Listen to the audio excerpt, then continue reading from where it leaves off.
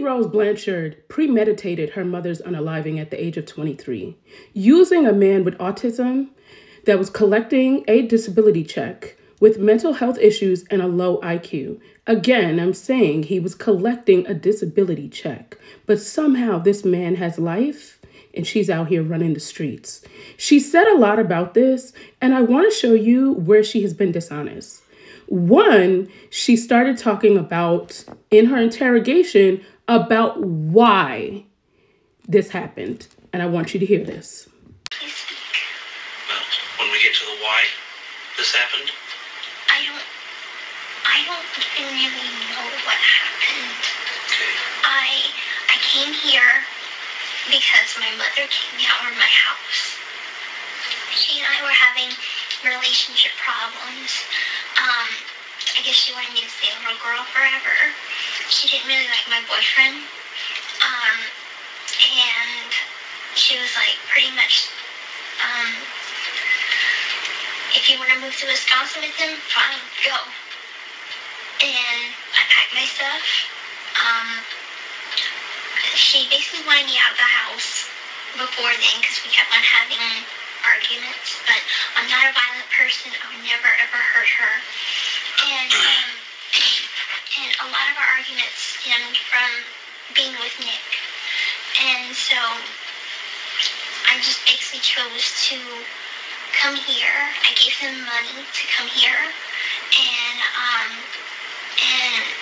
I said, can you please come pick me up? Because my mom's kicking me out of the house real soon. And that's when he asked his mom, could I stay with his mom and him and his stepdad and his little brother? His mom said, fine. So, anyway, I don't exactly know the exact date he came to Springfield, but I know that I gave him the money to stay at a hotel. And, Gypsy Rose Blanchard stole the unaliving weapons that she and Nicholas GODEJOHN allegedly used. She also stole the gloves that she wanted him to use. Gypsy Rose Blanchard made a video on how to have her mother unalived and gave it to the man that has autism, a low IQ, and mental health issues collecting a disability check. Now, her attorneys did find out about this video, and her attorney allegedly conspired with his public defender to not present it in court. You want to see the video? Let me show it to you. Cell phone video that Gypsy had taken shows her walking through her mother's bedroom, and she points at the mattress and then makes this motion with her hand. At that point, that was a very hard pill to swallow. Before the unaliving of D.D. Blanchard, Gypsy sent Nick a home video using her cell phone. In this video, it shows Gypsy showing her mother's bedroom and then making a particular motion with her hand once she gets to the bed. This is an instruction video that Gypsy made for Nick in order to show how the act of the unaliving of her mother should be carried out by Nick. The only people that knew this video existed until recently was her attorneys. Her attorney explains that it was a hard pill to swallow once they had found out about this video that Gypsy recorded. After using and abusing a man with autism, a low IQ, and mental health issues, collecting a disability check, she turns around and villainizes him in her interview. I want you to see this. I can't stand him. Because I went from one abusive person to another. I wish he would have been more responsible. He was the first person I ever told that I could walk. I first met Dan at a sci-fi convention called VisionCon. I would trade messages back and forth for a while. And slowly, after a few months, I started to tell him more and more about my home life. He was the very first person that I ever told that I could walk. And yeah, I asked him a question. I asked him to kill my mother, but I didn't hold a gun to his head and make him do it. He seemed more happy to do it than anything. And that's why I can't stand him. And I wanted to believe what she was saying, and unfortunately, I should have listened to my other part of me. As ironic practice I was trying to influence her to go with, but she never went with it. She never wanted to run away. So I couldn't get that to work. He knew. I think he knew that he could easily get me out of that situation by calling the police, being responsible. He knocked on the door 3 times, scratched the door twice, and that was code to let him in. But before I could let him in, he commanded me that I must shave my legs and any body hair and present myself to him naked. Not right away. Okay, what happens? She wanted to shave her private part. Okay. And her legs. Okay, she wanted to shave her private part and her legs? Yes, for me. Okay. She ever done that before, or is this something new? Usually her mom does not let her shave her legs.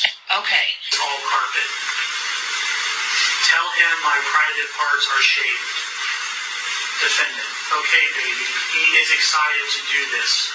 What about the rest of your bottom half?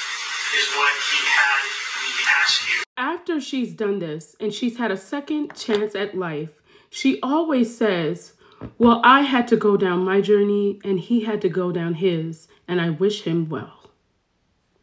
This is who you guys have allowed to monetize on this here internet. Okay? This woman is wicked and evil, and she has done the unthinkable.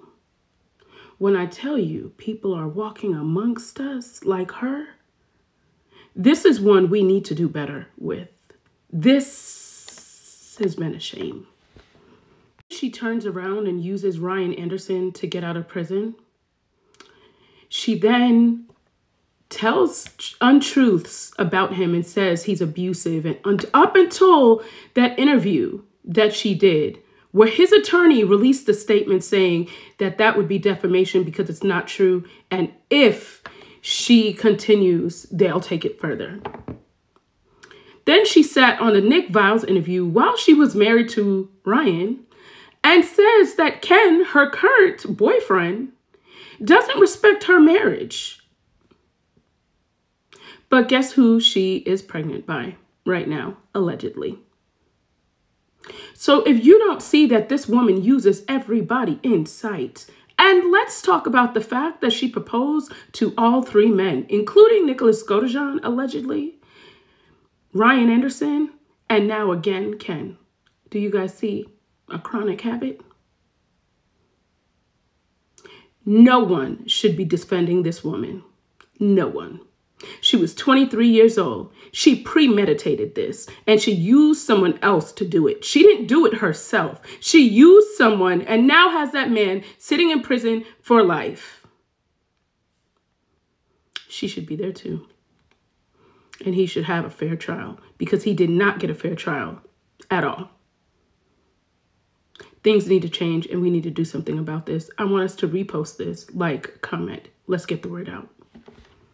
It is time for Nicholas GODEJOHN to get a fair trial. There's a peaceful rally going on October 18th, 2024, from 12 p.m. to 5 p.m. Central Standard Time in Jefferson City, Missouri at 207 West High Street, Jefferson City, Missouri.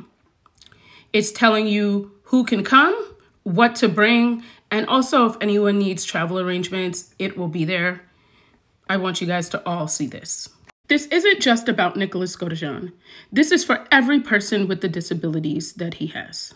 It's for us standing up for humanity, for knowing when something's wrong to do something about it, and not just say it's not my problem because it's not my issue and I don't have to deal with it. There's someone sitting in prison for life over being used and manipulated, thinking they were protecting someone. And that very same person has lied and conspired against you and is out here living their best life. Justice for Nick. Let's do something. Like, comment, repost. Let's get the word out.